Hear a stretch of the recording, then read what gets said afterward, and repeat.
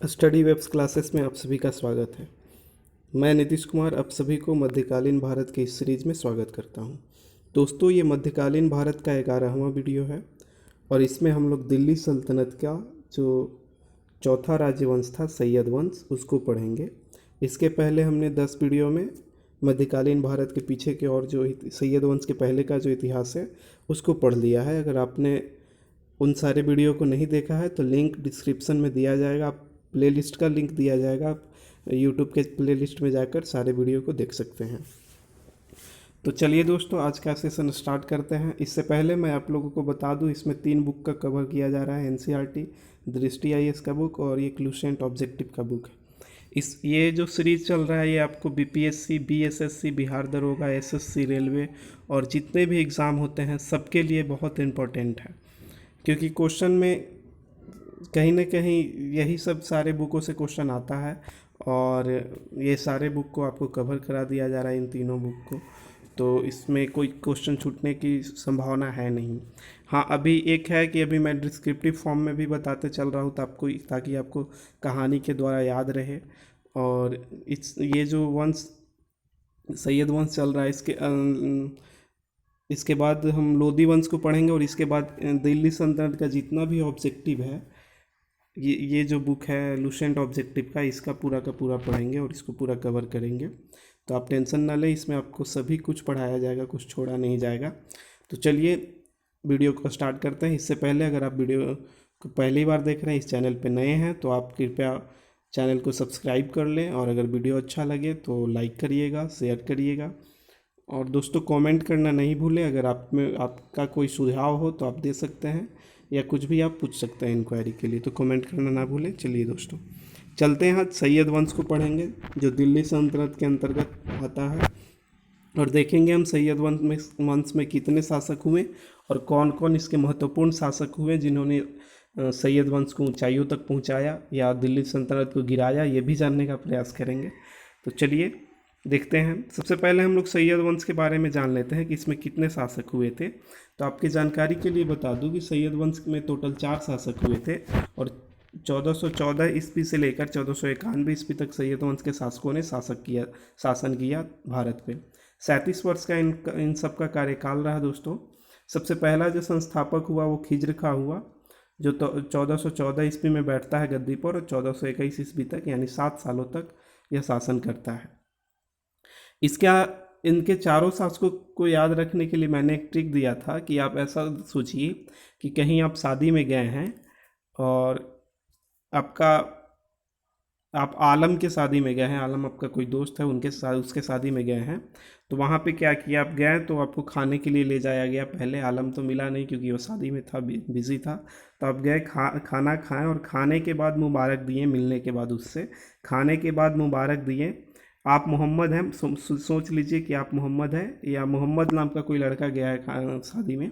तो मोहम्मद ने खाने के बाद मुबारक दिया, मोहम्मद ने किसको, आलम को दिया।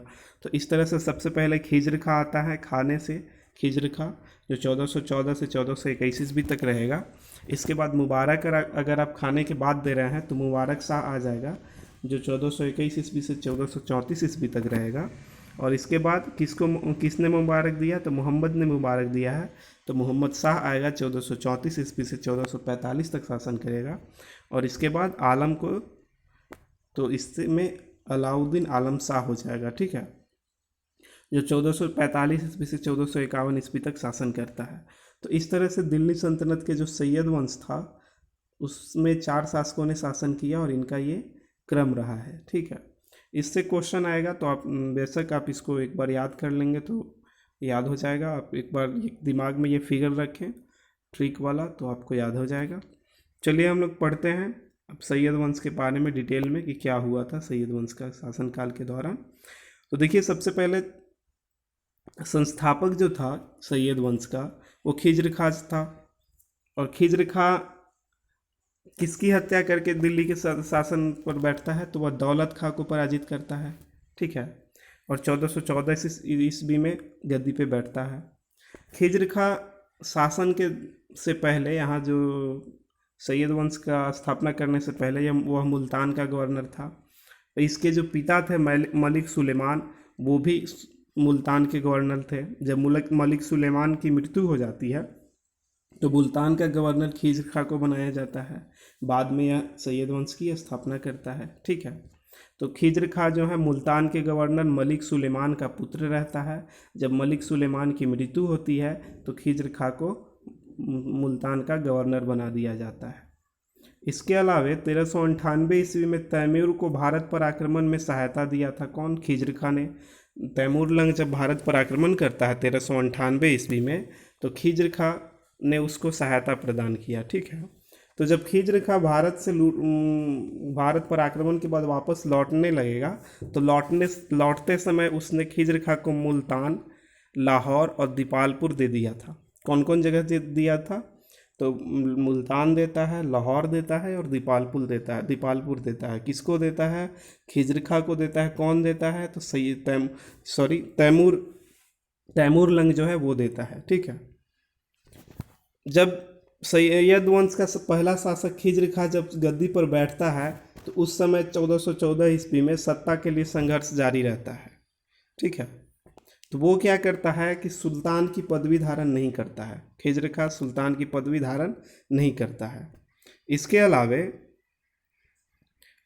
वह सुल्तान की पदवी के धारण नहीं करने के जगह पर रैयत आला का पदवी धारण करता है। ठीक है, अर्थात इसका रैयत आला का मतलब होता है तैमूर का महात्म, यानी कि खुद को क्या कहा उसने कि तैमूर का महात्म है हम। ठीक है, किसने कहा? तो खिज्र खां ने कहा। इसके अलावा तैमूर का सिक्कों पर नाम दिया तथा उसके पुत्र शाहरुख मिर्ज़ा का भी नाम दिया। जो खिज्र खां था वह एक्चुअली खिज्र खां के ऊपर आशीर्वाद रहा ज़्यादातर तैमूर लंग का, क्योंकि वह जब लौट रहा था तो मुल्तान, लाहौर और दीपालपुर देकर गया था। तो जब ये शासक बना तो खुद के नाम से सिक्का नहीं ढलवाया, खुद के नाम का सिक्का नहीं चलाया, बल्कि तैमूर के नाम से चलाया, तैमूर का नाम लिखवाया। इसके बाद उसका पुत्र जब शासक बनता है शाहरुख मिर्ज़ा, तो उसका भी नाम रखवाता है। इतिहासकार फरिश्ता कहता है कि खिज्र खां न्यायप्रिय और उदार शासक था। ठीक है, लेकिन संयोगवश मृत्यु खिज्र खां की 1421 ईस्वी में हो जाती है। खिज्र खां कब से कब तक शासन किया? तो 1414 ईस्वी में गद्दी पर बैठा, 1421 ईस्वी में उसकी मृत्यु हो गई। आगे बढ़ते हैं, देखते हैं। अगर सैयद वंश का हम लोग मूल्यांकन करेंगे तो नहीं सैयदों ने नहीं धन की प्राप्ति की, नहीं क्षेत्र विस्तार किया और नहीं आंतरिक व्यवस्था को ठीक किया। दिल्ली सल्तनत में अगर क्षेत्र विस्तार की बात की जाए तो सबसे ज़्यादा क्षेत्र विस्तार खिलजी शासकों ने किया। अलाउद्दीन खिलजी के बारे में हम लोग जब पढ़ रहे थे तो देखे थे कि वह मलिक काफूर को भेजता है दक्षिण के अभियान के लिए। पहला शासक था अलाउद्दीन खिलजी जो सल्तनत काल का, जिसने विंध्य पर्वत को पार किया था। तो खिलजी वंश के शासकों ने बहुत ज़्यादा क्षेत्र विस्तार किया। उसके बाद आंतरिक व्यवस्था को स्थापित करने में, बहुत ज़्यादा सुदृढ़ करने में तुगलकों का बहुत ज़्यादा योगदान रहा, और धन प्राप्ति भी सब लोगों इन दोनों ने किया। लेकिन अगर आप देखें सैयद वंश का तो ऐसा कोई अच्छा इनका कोई योगदान नहीं रहता है, या ऐसा कुछ ये नहीं कर पाते हैं। तो खिज्र खां के बाद जब मृत्यु हो जाती है तो उसका पुत्र होता है मुहम्मद शाह। मुहम्मद शाह वही गद्दी पर बैठता है 1421 ईस्वी में, और 1434 ईस्वी तक ये शासक रहता है।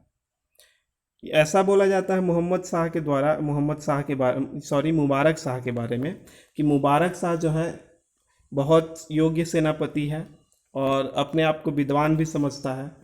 ये सुल्तान की पदवी धारण करता है। हम अभी देखे थे कि खिज्र खां जो था जब गद्दी पर बैठा था तो सुल्तान की पदवी धारण नहीं किया था, लेकिन मुबारक शाह जो है सुल्तान की पदवी धारण करेगा। ठीक है, खुद वो पढ़वाएगा अपने प्रशंसा में जो चीज़ कुछ एक कह लीजिए श्लोक टाइप का होता है, वही खुद को पढ़ाएगा और अपने नाम से सिक्का भी जारी करेगा।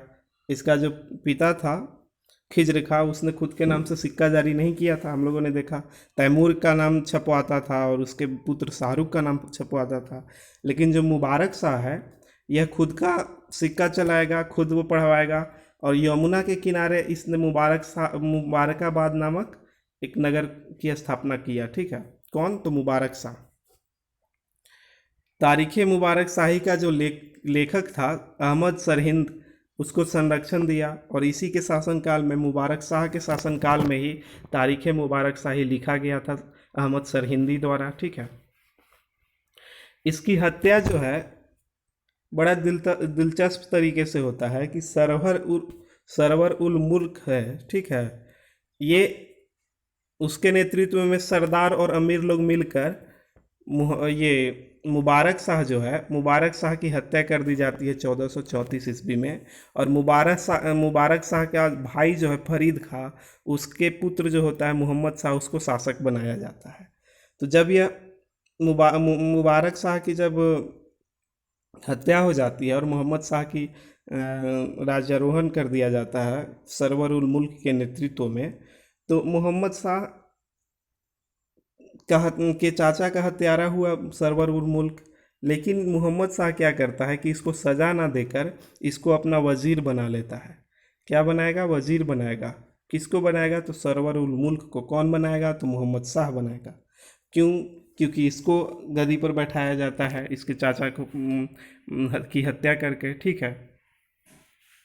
तो मोहम्मद शाह जो है अब शासन करेगा 1434 ईस्वी से 1445 ईस्वी तक। मालवा शासक मोहम्मद शाह के समय में मालवा शासक महमूद खिलजी ने आक्रमण किया, किंतु सरहिंद जो है, जिसको पंजाब अभी वर्तमान में बोला जाता है, कि अफ़गान राज्यपाल होता है बहलोल लोदी, जो इस सैन्य संचालन सहायता से उसे बचा लेता है। तो मोहम्मद शाह पर मालवा के शासक महमूद खिलजी ने आक्रमण किया, लेकिन इसका जो सरहिंद है उसका अफ़गान राज्यपाल बहलोल लोदी इसको बचा लेता है। इसके बाद मोहम्मद शाह जो है बहलोल लोदी को अपना पुत्र कहकर पुकारता है। और ये क्वेश्चन कई बार आ चुका है कि मोहम्मद शाह या सल्तनत काल का कौन सा शासक बहलोल लोदी को अपना पुत्र कहकर पुकारता है, या सैयद वंश का कौन सा शासक बहलोल लोदी को अपना पुत्र कहता है। तो मोहम्मद शाह जो है वह बहलोल लोदी को पुत्र कहता है। इसके बाद मोहम्मद शाह जो है बहलोल लोदी को एक उपाधि भी देता है। वो उपाधि होता है खाने खाना, यानी कि खाने खाना की उपाधि बहलोल लोदी को किसने दी थी? तो मोहम्मद शाह ने दी थी। ठीक है। मोहम्मद शाह के बारे में कहा जाता है कि यह एक असफल शासक था। इसकी मृत्यु जो है 1445 ईस्वी में हो जाती है। इसके बाद से इस वंश का पतन प्रारंभ हो जाता है। मृत्यु के बाद पुत्र जो है, मोहम्मद शाह का पुत्र है अलाउद्दीन आलम शाह, वह गद्दी पर बैठता है और 1445 ईस्वी से 1451 ईस्वी तक शासन करेगा। लेकिन ये भी अयोग्य शासक सिद्ध होगा। और इसके बाद एक ऐसा कहा जाता है कि अलाउद्दीन आलम शाह के शासनकाल में दिल्ली सल्तनत का जो क्षेत्र था वह दिल्ली तक ही सीमित रह जाता है। अलाउद्दीन आलम शाह की एक बहुत दिलचस्प घटना ये है कि 1447 ईस्वी में यह बंदायूं जाता है। बंदायूं जब जाता है ये, तो इसको वह शहर इतना पसंद आता है कि वह अपनी मृत्यु तक वहीं पर रह जाता है। अब मृत्यु उसकी कब होती है? जब 1476 ईस्वी में मृत्यु हो जाती है। तो जब ये 47 ईस्वी में 1447 ईस्वी में आलम शाह जो है, अलाउद्दीन आलम शाह बंदायूं चला जाएगा, तो दिल्ली पर शासन करने वाला कोई रह नहीं जाता है। तो इसके बाद बहलोल लोदी को आमंत्रित किया जाता है कि आप आइए और दिल्ली पे शासन करिए। तो जिसके बाद 1451 ईस्वी में नया वंश प्रारंभ किया जाता है बहलोल लोदी के द्वारा। और ऐसा माना जाता है, इतिहासकार कहते हैं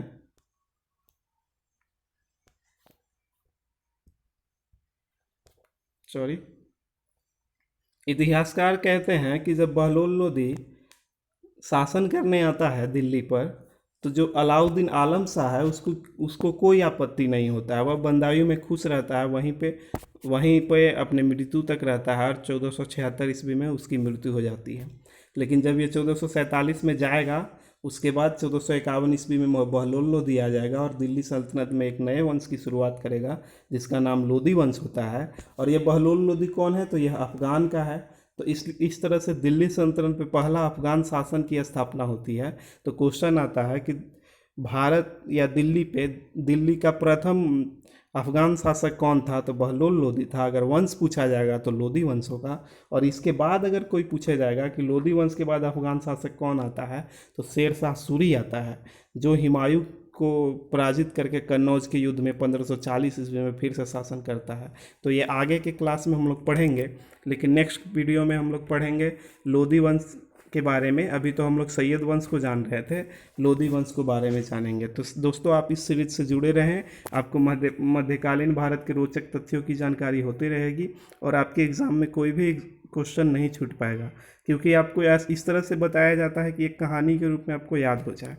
तो चलिए दोस्तों, आज का वीडियो यहीं पे समाप्त करते हैं। और अगर आप चैनल पे नए हैं तो चैनल को सब्सक्राइब करिए और लोगों तक वीडियो फैलाइए। अच्छा लगे तो लाइक करिए, कमेंट करिए। हाँ, कमेंट करना नहीं भूलें। आप अपना सुझाव हम तक दे सकते हैं।